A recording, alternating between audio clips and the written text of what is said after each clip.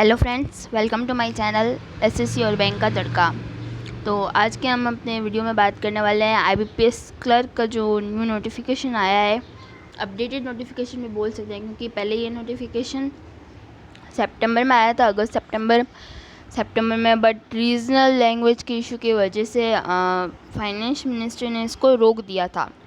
अब इसका जो वापस रिप्लाई आ चुका है। आज सुबह द हिंदू न्यूज़पेपर में भी इसका एडवर्टाइजमेंट आया था।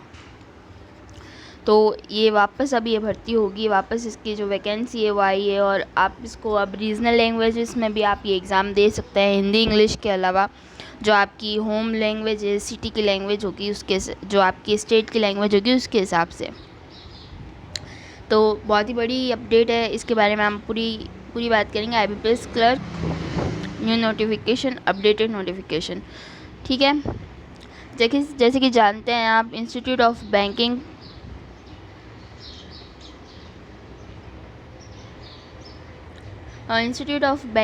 पर्सनल सिलेक्शन, भारतीय रिजर्व बैंक केंद्रीय वित्तीय संस्था जो सार्वजनिक क्षेत्रों के बैंकों द्वारा स्थापित एक स्वायत्त संस्था है। तो इसने जो अभी जो न्यू नोटिफिकेशन आया है वो क्लर्क के लिए आया है, क्लर्क 9 के लिए फॉर वैकेंसी 2022-23 के लिए। तो हम इसके बारे में अपडेटेड बात करते हैं। जो आईबीपीएस होता है उसके अंदर ये 11 बैंक्स आती हैं, क्योंकि पिछली बार कुछ बैंक्स का मर्ज हो गया था इस वजह से। तो bank of Baroda, bank of India, bank of Maharashtra, Canara bank, central bank of India, India bank and India overseas bank, इन Punjab national bank, Punjab and Sindh bank and UCO bank and union bank of India. तो अगर आपका भी सपना है कि आप इन बैंक्स में जॉब करना चाहें तो आप ये फॉर्म भर सकते हैं। देखते हैं क्या आया इसका नोटिफिकेशन, कब से एग्ज़ाम से, कब प्री एग्ज़ाम होगा, कब मेंस एग्ज़ाम होगा, कब प्रोविजनल अलॉटमेंट मिलेगा। तो स्टार्ट करते हैं। सबसे पहले जो हमारी एक्टिविटीज़ है वो देखते हैं, और टेंटेटिव डेट्स देखते हैं। जो online registration including added modification of application for by candidates, 7 तारीख से जो ये शुरू होने वाला है। 7 से 27 तारीख तक आप ये नोटिफिकेशन भर सकते हैं, और इसकी जो चार्ज है, जो फीस है, वो भी सबमिट कर सकते हैं। Download of call letters for pre training होगी, प्री एग्ज़ाम की ट्रेनिंग होती है। कुछ जो रीजनल लैंग्वेज, कुछ रीजनल से रहते हैं, जो रूरल एरियाज से रहते हैं जो पीपल्स उनकी, लेकिन बट कोविड की वजह से ये अभी नहीं हो पा रही है, तो ये अभी नहीं होंगी। अब हम बात करते हैं call letter of online preliminary exam. ये एग्ज़ाम होगा नवंबर-दिसंबर 2021 में। ऑनलाइन एग्जामिनेशन प्रीलिमिनरी जो आपका प्री एग्ज़ाम होगा वो दिसंबर में कंडक्ट होगा। रिज़ल्ट आपका दिसंबर-जनवरी 2021-22 तक आ जाएगा। Download of call letter for online main examination होगा आप दिसंबर-जनवरी में। ऑनलाइन एग्जामिनेशन मेन एग्जामिनेशन आपका जनवरी में होगा। इसका कॉल लेटर आएगा दिसंबर-जनवरी में। और आपके प्रोविजनल अलॉटमेंट अप्रैल 22 तक हो जाएगी, जिसमें आपका मेडिकल भी होगा, डीवी भी होगा, डॉक्यूमेंट वेरिफिकेशन और सारे प्रोसेस कंप्लीट होगा। और उसके बाद में आपको प्रोविजनल अलॉटमेंट, आपकी जॉइनिंग इस डेट को होगी, मीन्स टू से आपके हाथ में इस डेट को एक जॉब होगी। तो बहुत ही फास्ट रिक्वायरमेंट रहता है हमेशा। आप देख सकते हैं कि 4 महीने 22 के और 2 महीने 6 मंथ्स के अंदर अंदर आपको जॉब मिल जाएगी। ये कारण है कि लोग बैंकिंग सेक्टर को ज़्यादा पसंद करते हैं। अब हम एलिजिबिलिटी क्राइटेरिया के बारे में देखते हैं कि जो पहले एलिजिबिलिटी क्राइटेरिया था वही रखा है इन्होंने, या कुछ चेंजेस किए हैं उसमें। सबसे पहली नेशनलशिप सिटीजनशिप, आप जैसे कि जानते हैं आप, यह हमेशा के लिए होता है कि सिटीज़न फॉर इंडिया है, सब्जेक्ट ऑफ नेपाल है, सब्जेक्ट ऑफ भूटान है, तिब्बत रिफ्यूज, ये हमेशा के लिए सेम रहता है, सब आज तक कभी चेंज नहीं हुआ। अब हम जो मेन एलिजिबिलिटी क्राइटेरिया है उसके बारे में बात करते हैं। जो आपकी एज होगी वो 1/7/21 से गिनी जाएगी।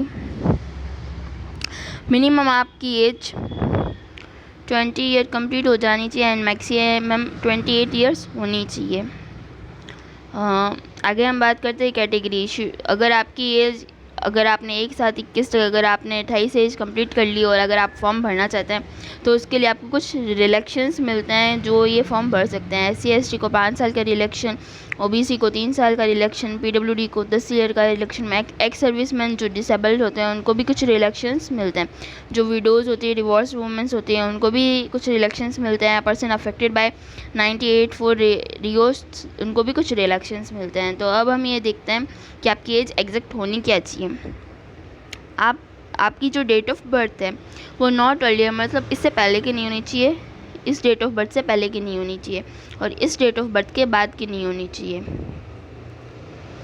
अगर आपकी डेट ऑफ बर्थ इसके बीच में है या इन डेट्स को भी है, अगर सेम डेट्स को भी है तो भी आप ये फॉर्म अप्लाई कर सकते हैं। लेकिन अगर इससे पहले की है और इसके बाद की है तो आप ये फॉर्म अप्लाई नहीं कर सकते। तो एज लिमिट इन्होंने कोई चेंजेस नहीं किए हैं। एज लिमिट में पहले भी यही एज लिमिट थी और अब भी यही एज लिमिट है। तो बहुत सारे इस साल जो लोग ग्रेजुएट हुए होंगे वो ये फॉर्म नहीं भर सकते हैं, तो बहुत ही मुश्किल बात है ये। तो अब अगर हम एजुकेशनल क्वालिफ़िकेशन की बात करते हैं तो एजुकेशन क्वालिफ़िकेशन में इन्होंने थोड़ी सी रिस्ट्रिक्शंस दी हैं, थोड़ी सी रिस्ट्रिक्ट किया है सबको कि आपकी जो डिग्री है वो all the educational qualification mention should be from a university institution and board recognised by government of India, approved by government regulatory bodies and the final result should be declare on or before. जो ये date दी गई है 27/10/2021, आप यहाँ पे भी देख सकते हैं 27/10/2021 तक आपके हाथ में आपकी मार्कशीट होनी चाहिए। दैट इज़ कंपलसरी कि आपकी मार्कशीट इस डेट तक आपके हाथ में होनी ही चाहिए। और अगर आपके हाथ में नहीं आई ये मार्कशीट, अगर आप अगर 2 दिन भी अगर लेट होती है तो आप ये फॉर्म नहीं भर सकते। तो ये डेट मैंडेटरी है कि आपके हाथ में इस डेट को आपकी मार्कशीट होनी चाहिए। अब हम नेक्स्ट बात कर लेते हैं रिजर्वेशंस की। तो एलिजिबिलिटी क्राइटेरिया तो हमने पूरी बात कर ही ली। अब कुछ रिजर्वेशंस मिलते हैं वो उसी कैटेगरी की को, वैसे कि अगर आप एलिजिबल हैं, अगर आप इनके लिए एलिजिबल है, अगर आपको भी कोई डिसेबिलिटी तो आप ये इस the right of person with disability 2016 act के तहत इन कैटेगरीज़ के लिए अगर आप अलाउड हैं, अगर या इन कैटेगरीज़ में आते हैं आप, तो आपको कुछ रिलैक्शंस मिलेंगे। नेक्स्ट हम बात कर लेते हैं हमारे जो मेन चीज़ है जो एग्ज़ामिनेशन है उसके बारे में। देखिए इसमें इंटरव्यू नहीं होता है, ना ही कोई ग्रुप डिस्कशन और होता है। तो इसमें सिर्फ 2 फेज़ होता है, preliminary examination and main examination. तो स्टार्ट करते हैं। जो आपकी इंग्लिश लैंग्वेज होगी वो इंग्लिश में ही रहेगी। उसके नंबर ऑफ़ क्वेश्चन होंगे 30 एंड मैक्सिमम मार्क्स होंगे 30 और टाइम अलॉट किया जाएगा आपको। सेपरेटली टाइम मिलता है इसमें और सेपरेटली कट ऑफ भी जाती है। सेपरेटली टाइम मिलता है आपको 20 मिनट्स। न्यूमेरिकल एबिलिटी के लिए 35 क्वेश्चंस होंगे, मैक्सिमम मार्क्स 35 होंगे, आपको टाइम मिलेगा 20 मिनट्स।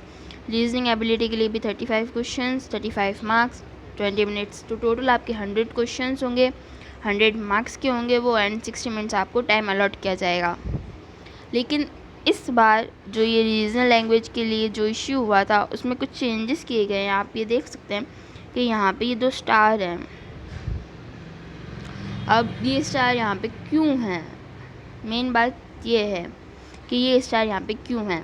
तो जो फाइनेंस मिनिस्टर थी, जो हमारी फाइनेंस मिनिस्टर मैम हैं डॉक्टर निर्मला सीतारमण जी, उन्होंने कहा था कि जो क्लर्क का एग्ज़ामिनेशन होगा, NPO का एग्ज़ामिनेशन होगा, वो रीजनल लैंग्वेज में कंडक्ट करवाया जाएगा। अगर मान लीजिए आप कोई स्टेट है, जैसे मान लीजिए आप कर्नाटक से बिलोंग करते हैं, तो आप वहाँ पे हिंदी इंग्लिश के अलावा तेलुगु लैंग्वेज भी जानते हैं, तो आप ये एग्ज़ाम तेलुगु लैंग्वेज में भी दे सकते हैं। आपकी रीजनल लैंग्वेज है जो आप उसमें भी दे सकते हैं, आपकी स्टेट की लैंग्वेज है उसमें। तो इसी वजह से इश्यू हुआ था और अब ये एग्ज़ाम आप इन भी कंडक्ट करवाया जाएगा।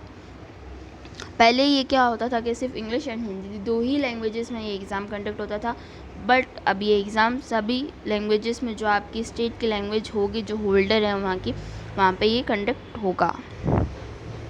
इसी वजह से ये नोटिफिकेशन लेट हुआ था। अब हम बात करते हैं मेन एग्ज़ामिनेशंस की। जो प्री होता है उसके बाद में आपका मेन का एग्ज़ामिनेशन होता है। उसमें आपके जनरल एंड फाइनेंशियल अवेयरनेस आती है, वो आती है 50 मार्क्स की। 50 क्वेश्चन सारे, number of question and marks होते हैं 50, और उसके लिए आपको टाइम अलॉट किया जाता है 35 मिनट्स। इंग्लिश लैंग्वेज के लिए आपके 40 क्वेश्चंस आते हैं, नंबर ऑफ़ क्वेश्चंस है मैक्सिमम मार्क्स आपके 40 ही होते हैं, और आपको 35 मिनट मिलते हैं उसके लिए। Reasoning ability and computer aptitude के लिए 50 क्वेश्चंस आते हैं, number of question number of marks होते हैं 60, और टाइम अलॉट किया जाता है आपको 45 मिनट्स। क्वान्टिटेटिव एप्टीट्यूड के लिए भी आपको फिर नंबर ऑफ़ क्वेश्चंस आते हैं 50 and maximum marks also 50, and time allotted for you and 45 minutes. तो आप देख सकते हैं नंबर ऑफ़ क्वेश्चन है टोटल 190 एंड मैक्सिमम मार्क्स है टोटल 200 एंड 160 मिनट का आपको टाइम मिलता है टोटल। तो ये था आपका मेन एग्जामिनेशन। अब हाउ टू अप्लाई, आप इसके लिए अप्लाई कैसे कर सकते हैं।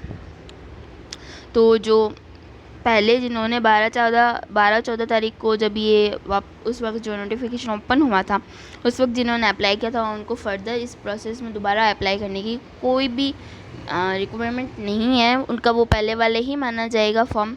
और इसके लिए आपको जो अब जो अप्लाई करेंगे वो आप लोग 7 तारीख से लेकर 27 तारीख तक आप अप्लाई कर सकते हैं। आपके लिए इसके लिए आपको आपके फ़ोटोग्राफ, सिग्नेचर, आपके लेफ़्ट हैंड का थंब, और इसमें आपको कुछ आपको लिखने के लिए दिया गया है, जो आपको यहाँ पे डिक्लेरेशन के लिख के दिया जाता है, वो आपको डिक्लेयर करना होता है खुद की हैंड राइटिंग में। और ये not be in capital letters, capital letter में नहीं लिखना होता है। आपकी नॉर्मल जो लैंग्वेज जो स्मॉल ABCD होती है उसमें भी लिख सकते हैं आप, not a requirement of capital letters. तो ऑनलाइन पेमेंट करना होता है इसके लिए। अब हम अगर फ़ीस की बात कर लेते हैं तो 175 rupees for whose SC ST and PWD candidates and ex serviceman candidates, and 850 rupees for all others. Others का मतलब यहाँ पे जनरल, OBC उनके लिए है ये। तो ये था आज क्या IBPS क्लर्क का नोटिफिकेशन। आई होप आपको समझ आया होगा कि क्लर्क में जो प्री एग्ज़ाम होता है, मेन एग्ज़ाम होता है, उसका क्या स्ट्रक्चर रहता है। इसमें इंटरव्यू प्रोसेस नहीं होता है, और बहुत ही अच्छी रेपुटेटिव जॉब है क्लर्क की भी। अच्छी सैलरी होती है, 35+ सैलरी। आपको सैलरीज के भी वीडियो बहुत ही जल्द मिल जाएंगे, SBI PO के भी और IBPS क्लर्क के भी। और आपको बहुत सारे पर्क्स मिलते हैं, अलाउंसेस भी मिलते हैं, और बहुत इसकी कट ऑफ क्या रहती है वो भी हम देखेंगे। और ज़्यादा हाई लेवल नहीं है पेपर, नॉर्मल लेवल का पेपर आता है IBPS का क्लर्क का पेपर, जबकि SBI PO का काफ़ी हाई लेवल का आता है, क्योंकि सारे बच्चे उसी को मेन टारगेट करके बाकी एग्ज़ाम्स निकल जाते हैं अपने आप। क्योंकि अगर आप उसको एग्ज़ाम को टारगेट करते हैं तो IBPS clerk, SBI clerk, RRB और के सब एग्ज़ाम आराम से निकल जाएंगे। तो ये थी आज की अपडेट, हमारी अपडेट थी IBPS क्लर्क को लेके। तो thank you for watching my channel, please subscribe my channel and please support my channel. और आगे और भी अच्छे अच्छे वीडियोज़ के लिए हमारे चैनल से जुड़े रहिए। SSC and banking. Thank you so much.